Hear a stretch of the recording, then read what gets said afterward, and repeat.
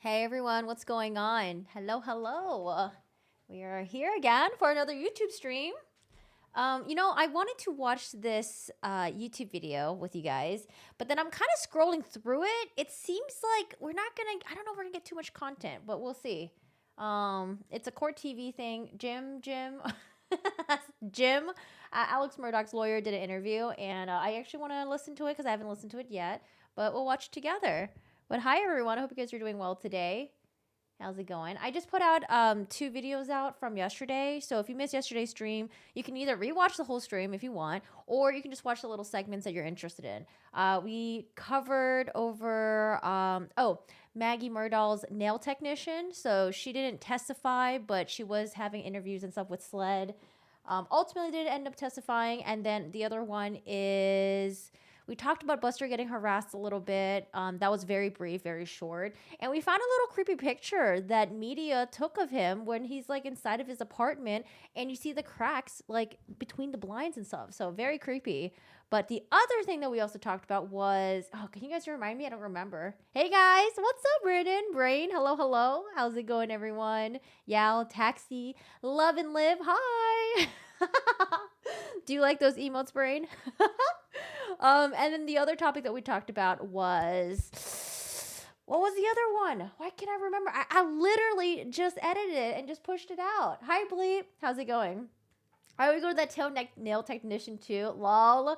Man, I don't get my nails done anymore. It's just a waste of money for me, honestly. And then I've been doing a lot of yard work, so my nails are breaking anyways. There's a lot of dirt underneath here. And, I usually try to do upkeep with my nails, but y'all can see that, like, it's it's been like this since the trial started. I haven't even been cleaning it up or anything. It's a hot mess. But yeah. So as far as the other video that we were talking about was, why can't I remember this? Nail technician. We also watched Dr. Kenny Kinsey. He also did a little interview. The part that I thought was really funny was Dr. Kinsey was like, he didn't say it like super explicitly, but he was basically just dumbfounded that the opposing expert witnesses were like, yeah, bullet went through this way and then did a 180 and came back the same way. And so he was like, I don't know, a lot of other people reached out to me and they were like, there's no way that can happen, like physics don't work like that. So that was interesting also. Did you guys get my let's see. So we did Discord notification. All right, good. But yeah, today I want to watch Jim's interview. He interviews with Chanley Painter, and I don't know if there's going to be like a larger segment that's going to be put out there because we only get like little tiny segments here and there. It's mostly just Vinny talking with two other panelists, but we'll watch it anyways, and we'll see how it is. I mean, I always like listening to Vinny anyways. Let me go to my YouTube really quick because I want to refresh. What was that other video that I was talking about?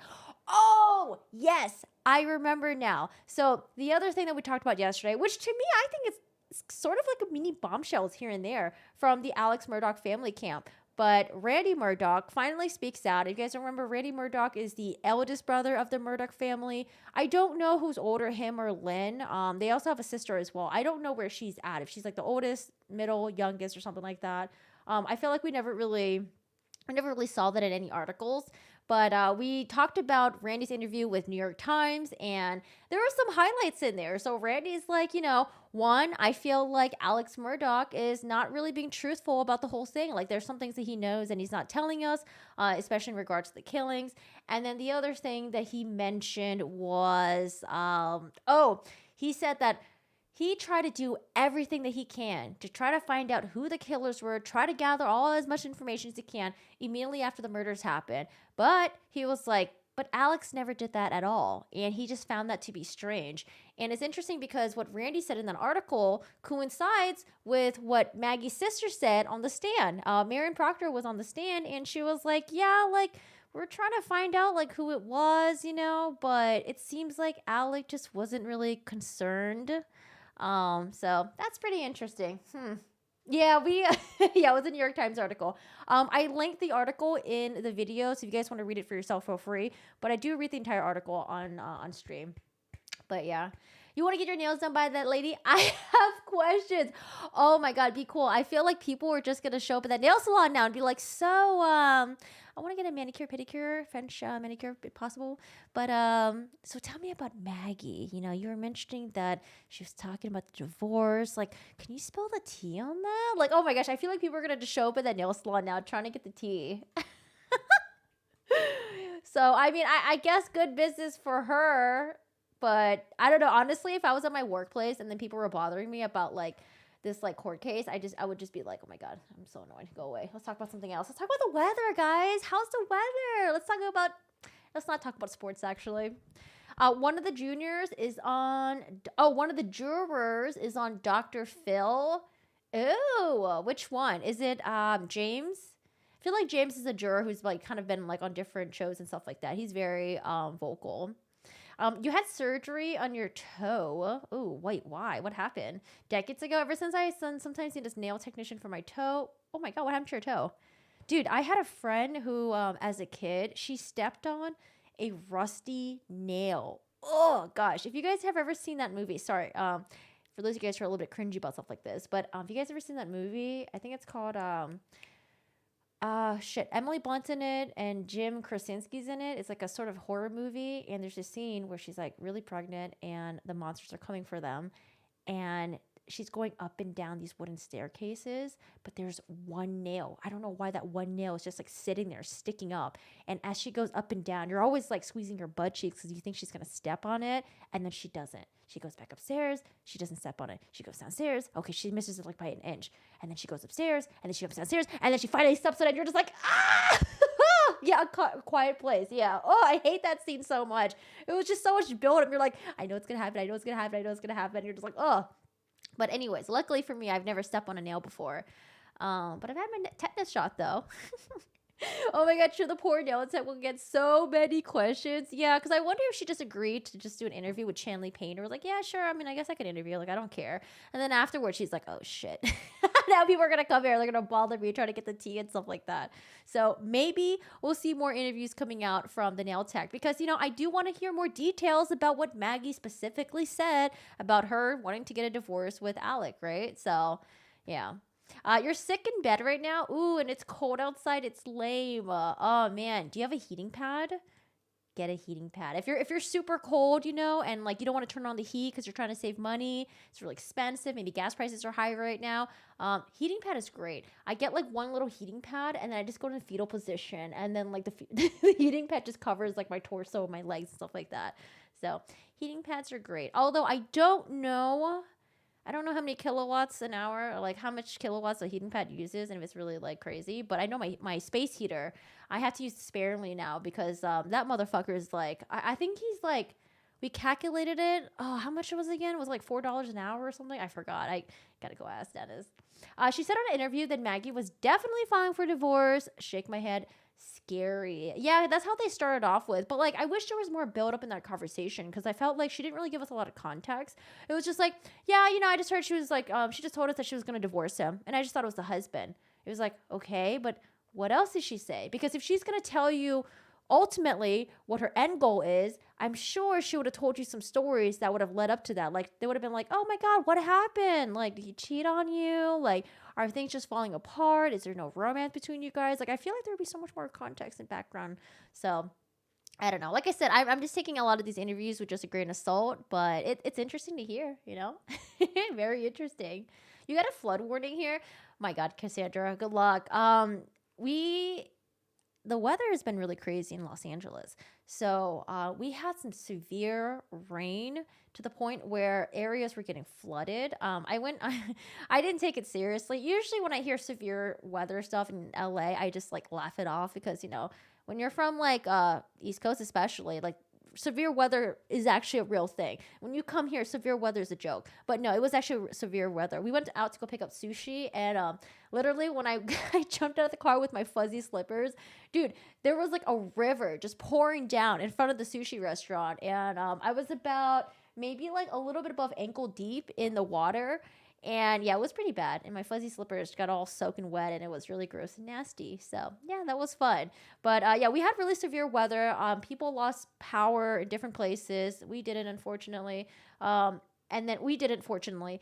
But something that was really crazy a couple days ago, I pulled up Los Angeles, and I think it's still up there. If you look up Los Angeles right now on Google on your phone, you're going to see severe weather warning. And I've been seeing that for the past couple days, and I think it's because some areas in California are getting heavy snow. Los Angeles, no. but there's this place that's about like 2 hours away from Los Angeles, and it's crazy because you can see the palm trees, and there's just like snow everywhere. It's wild. It looks really cool though, but it feels like the world is ending. It's just like, oh my god, there's palm trees, but there's just snow everywhere. So I don't know. Maybe one day LA will get snow. I have a friend who's hoping LA gets snow, and I'm like, no, Jan, shut the fuck up. We don't want snow here. You visited Central Cali 2 weeks ago, and you arrived to a tornado warning. Man, there's this YouTube channel that I freaking love. They're called their name is Hank Picos. If you guys are really into like the tornado stuff, watch his channel. Like he captures some really fucking beautiful tornadoes. Like it's so nice. Actually I have his calendar in the back, but I need to ask if they're gonna have an updated 2023 calendar. This is the old calendar I have in the background. You think the Murdoch family have an eye on the nail woman, or have talked to her like they talked to the boat kid survivors? I don't know. I have no idea. San Bernardino ended up... Yeah, it was San Bernardino. Yeah. I think that was where they were getting a crap ton of snow, and they have palm trees everywhere. So it was really funny. But there was someone that took a picture of it. I don't know if they used a filter or anything, but it literally looked like the world was ending. The sky was like dark. It was like really gray, and it was like looked really gloomy and stuff like that. So yeah, that was really interesting. The juror's name is Craig. Oh, Dr. Phil's interviewing him. Okay, if they have like little segments that they put out on YouTube, we can watch it. But other than that, I don't know.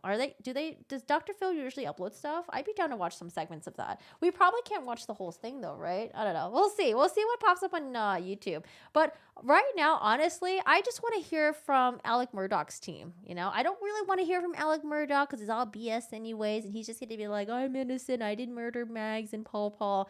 But I want to hear from his team. I want to hear from Jim Griffin. I want to hear from Dick Harpootlian, especially after that weird press conference that they did. I don't know. I uploaded a video a couple of days ago about their really weird press conference. It was just really awkward. And then seeing Harpootlian with his like Ray-Bans on, it was cute, but I don't know. They seemed like they were in such disarray that I think they needed to take a breather before they went up there and do like a press conference. Like I just felt like they just went up there to just like try to wing it, and it was kind of like, I don't know. It felt really it's kind of a mess. Sounds like Tuesday in Alberta, Canada, UK. Where are we at right now? Dr. Phil's on YouTube. Yeah. I know the Cash Me Outside girl. All right, guys, let's watch. This is going to be a quick stream, so we're not going to milk it, but we're going to be watching Jim Griffin. He does an interview with Chanley Painter. And like I said, I don't know if there's going to be a fatter interview that's going to be posted later on, or if they only got to sit down with him for a little bit. But it seems like from, I've been scrolling through this video. It seems like they had a very formal looking sit down. So maybe there'll be a longer version out there, and this is just like a shorter version where Vinny just uses like clips and bits of it and just like kind of talks with the panel. Canada, right? Look at me. I'm doing so much better. Look at this. Alec did it, so what can they say? Well, actually, let's make some predictions. What do you think his lawyers are going to say? So we already talked about some things. They're definitely going to do the appeal, right? They're going to do the appeal. They're going to say, we're going to be the ones working on the appeal for Alec. He didn't kill the family. He's innocent. They're going to say the judge shouldn't have let all the financial stuff in. And quite honestly, I mentioned this, even if the financial stuff was not let in, like the extent, like outside the Ferris fees, I still think they would have still came back with a guilty verdict, because it was all the other evidence that showed that he was guilty. It wasn't just like, oh my God, like we only relied on financial stuff, and then we were like, oh, he's untrustworthy, therefore he did it. No, it wasn't that way. It was like we looked at all the other evidence and was like, okay, this mother effer is pretty guilty. So there's that. But I also think, what else would his lawyers say? They're going to say the same stuff like, oh, judge is biased, SLED investigation sloppy, unreliable. I mean, it's just basically the same points over and over again, right? I feel like anytime when there's always someone on the losing team, they're always going to say the same thing. Oh, the judge was so bad. Oh, the investigators are bad. Oh, there's no way he had a fair trial. Oh, this was all over the internet, so stuff like that. Or they're going to maybe even blame it on the jury, right? They might be like, oh, the jury, they definitely had access to online stuff. They were probably watching YouTube videos, maybe Corgi-san videos, maybe the live streams and stuff like that, or reading articles about it, researching it. So, it's always the same stuff. They're always going to blame the same things. But I still want to listen from Jim. I like JimJim. Even though we don't like his client, I like Jim. He seems like a okay dude. My guess is a part of the lawyers want to do is salvage their own Reputation. Harpoolian. Oh my gosh, Harpoolian knows how to use Twitter. That's cute. I don't use Twitter, but what did Harpoolian write on Twitter? It's rainy season in Ghana, March through June. It's like monsoon every day. Oh gosh. So I planted a bunch of plants right now. So I like it when we get rain. But because right now I'm trying to like landscape everything, and I basically just have soil that's exposed, and all the weeds right now are just thriving. Like, I know it's driving me nuts right now. But we finally ordered some rocks. We finally ordered some mulch, and I'm not paying that $1,000 shipping fee. We found another place that we're like, oh, we'll do a flat $150 shipping fee. I'm like, oh my God, thank you. Because this other company tried to charge me. Well, initially they're going to charge you $500. I was like, I guess that's okay. But then they're like, no, we actually only have one truck, so we have to double back and forth. So we're going to charge you $1,000 for shipping. And I'm like, oh hell no. I think it was almost more than the materials at that point. But okay, all right, guys, enough for the chit chat. If you have anything else you want to comment about, feel free, and I'll try to weave in your comments as we watch this video. So we got JimJim. He does an interview with Chanley Painter, and here's Vinny's show. Say hi to Vinny and everyone. Hi, Vinny. Wait, why is the sizing weird? Vinny? Hello, Vinner. There we go. Okay. Hi, Vinny. Why is Vinny off to the side like that? Corey, are you playing Animal Crossing in real life? Yeah, I'm playing like Animal Crossing and what's the one with like a bunch of like farm animals and stuff? I've been dealing with a lot of weird animals. She just keeps coming into our area. we had some dogs that came in. I don't know whose dogs there are, but we had these like little tiny midget dogs that came in, ran around, played with our dogs, and then they dipped out. And then another dog came in, and they're just like squeezing through the fence.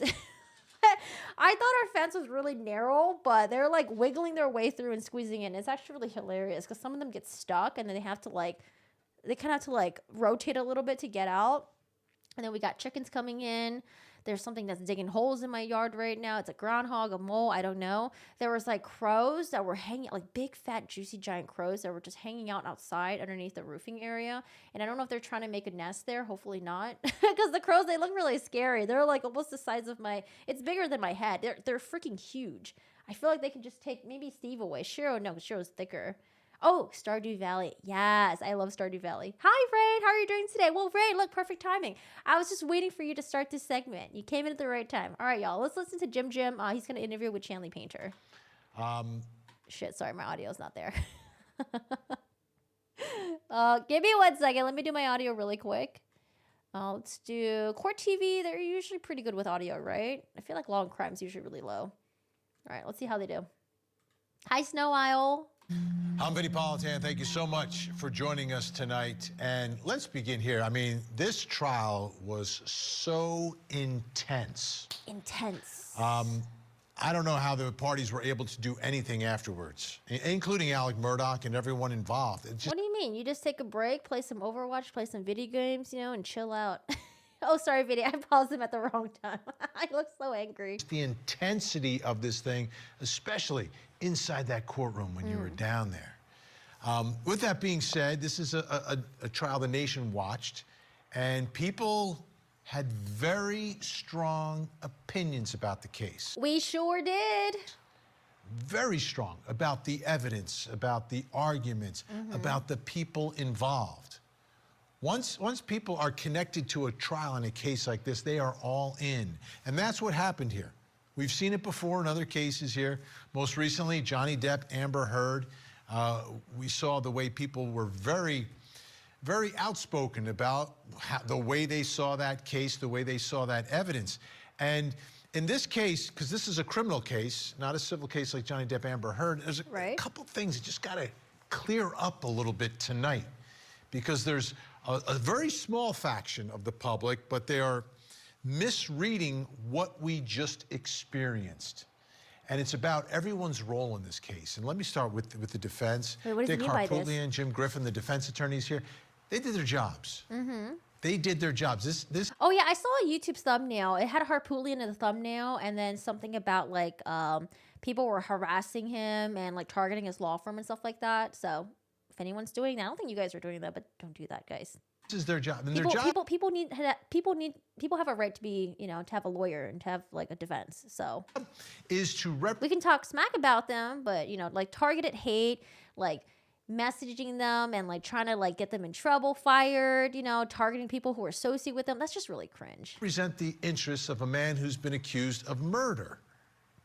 And to make sure that he is not wrongfully convicted and that the prosecution in the case puts the evidence in and proves the case. Their job is to attack that case, attack the witnesses, cross-examine them, question the theory of the case, and to make arguments. Oh yeah, I'm not a huge fan of Harpootlian style too. Initially, I was like, oh, he's kind of like a cute old dude up there, you know? But then, like, I don't know, he was just kind of like, it was very, he would just have his outbursts. They were just like, whoa, okay. And I felt like they let him slide on some of the outbursts because he's just like an old dude. But I'm just like, Now, more than most people I know, I mean, I a lot of times take issue with some of the arguments that defense attorneys make, but it's about their arguments. It's not personal. It's not a personal attack on who they are, what they're doing. Because I understand, and most of you understand, but I get that small faction doesn't understand. Vinny, I'm so glad you're addressing this. Good job, Vinny. How important it is that... Well, Vinny knows because Vinny used to be a prosecutor. So I'm sure at some point he's probably got some hate or threats, like, you know, while he was doing his job as well. We have criminal defense attorneys that do what Jim Griffin and Dick Harpootlian did in this case, and defense attorneys do in all the cases and trials that we cover here on Court TV. And then remember, Bruce Rivers, if you guys don't know who he is, but he's a lawyer on YouTube, he's also a criminal defense attorney as well. So I recommend watching some of his videos. He's a pretty cool dude to listen to. And that are taking place in courtrooms from coast to coast. It's important. It's prosecutors have their role. Their role is to seek the truth. And that's their single mission. It's not to win the case. If the truth isn't that the person accused did it, no, you're not doing your job as a prosecutor if you're convicting an innocent person who you know is innocent. Or if you're hiding evidence. Okay. Those people should not be prosecutors. They shouldn't be lawyers. Okay. But their job is to seek the truth inside a courtroom and get the truth in front of the jury and make all the arguments that support that and put the witnesses on that support that. The defense, it's not about that. It's about representing someone who's been accused. Much different roles. But it's their job, and they did their job, and that's how our system works. It's the greatest system in the world. If we don't have defense attorneys fighting, literally fighting for their clients, the system falls apart. It absolutely falls apart. You don't want a cakewalk for prosecutors. That's how innocent people get convicted, how people get wrongfully accused. There's an imbalance. No. I love how he's so passionate about this. Good day, folks. Hello, hello. Bruce Rivers is the man. I haven't watched his reaction to the Murdoch stuff yet, but I watched him react to other stuff, like other trials, cases that I haven't had time to watch. You can't have that. Our system works. It worked in this case. 12 people from the community, from Alec Murdaugh's community, judged him, judged his testimony. And took a look at all the evidence. But again, not everyone saw it that way. This small faction conflates a family annihilating double murderer with the attorneys who represent him. They're not the same. They're not the same. One is a sociopathic, cold-blooded killer. Alec, you hear that? Vinny just called you a sociopathic, cold-blooded killer.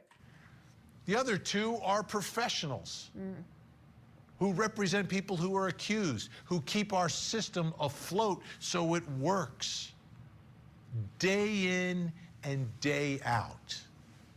So let me get to that small faction again, because we had an opportunity to speak with Jim Griffin. Dick Harpootlian spoke publicly as well about this, about some of the reaction that they have gotten in this trial, in this very public trial, this very public story. Take a listen. Listening. Oh, hi, Jim. Look at you. Wearing blue. Got the yellow tie today. I don't think I saw this outfit in trial. Have you guys? Look good. Looking good, Jim. About 30 voicemails this morning, and Oh. 25 were words of encouragement. Oh, 5 okay. were wishing me immediate death and harm. Ooh. Well, you People know. feel compelled to express their opinion on things through the internet. Mm-hmm.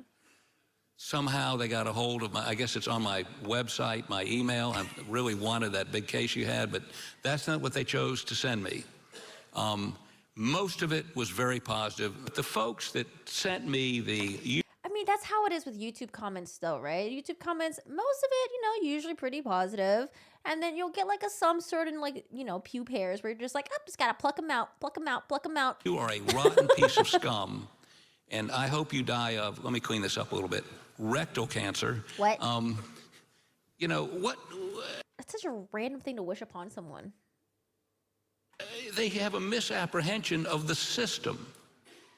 They have a misapprehension of our justice system. While they're very familiar with the Second Amendment, they apparently haven't read the Fourth, the Fifth, the Sixth, or the Eighth Amendments that guarantee us the freedom, or guarantee our freedoms of ourselves and our property.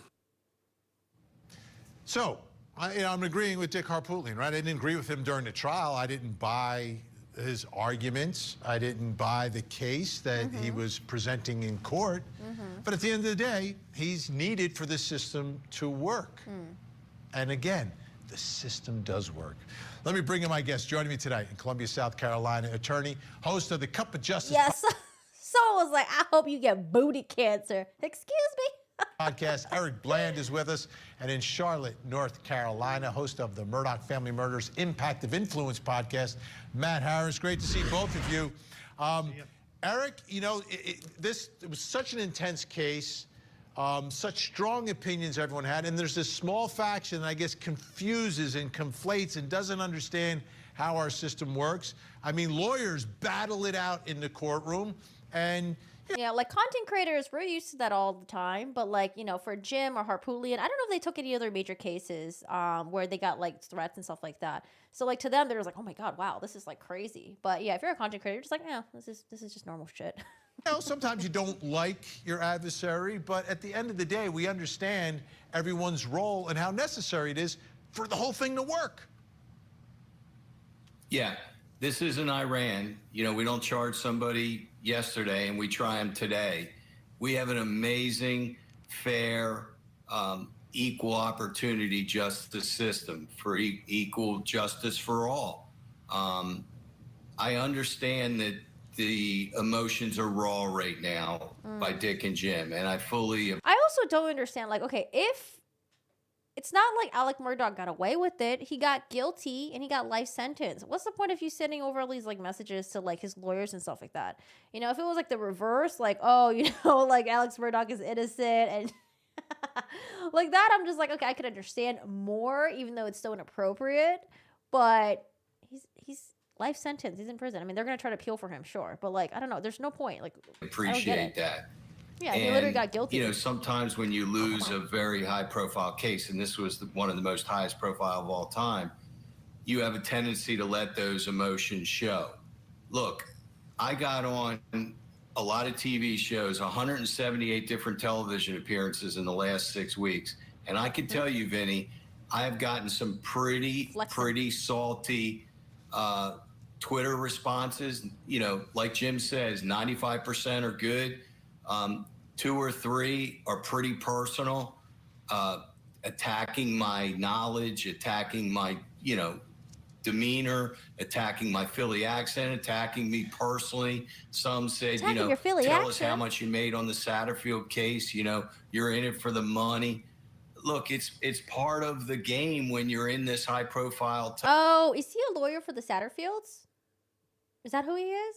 Type of Might be litigation. And Dick and Jim stuck it out there pretty hard in the post-verdict and sentencing press conference.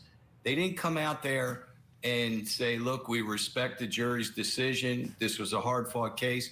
They attacked immediately and said this thing is going to be appealed. The clients believe he's more innocent than ever. The jury got it wrong. This was an unfair trial. We were forced to put Alex on because of the improper 404B evidence. And then Dick Harpootlian said, yes, it's true, he stole from crippled children. He used the word crippled in his press conference, and then turned to Jim, and Jim said, no, I don't think you should say it. And he said it. No, he caught himself really quick. He's like, oh, wait, shit, that's not the right word. What's the right word again? So, I mean, I wouldn't put that much against him just for saying that, you know, because he caught it right away.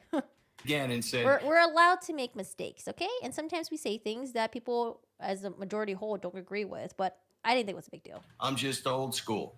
You know, this is what happens in a high-profile case. There's winners and losers, and I'm not seeing them losing with grace right now. I got to tell you, I'm not seeing. Wait, what do you mean he said it again in the same press conference? Did he slip again?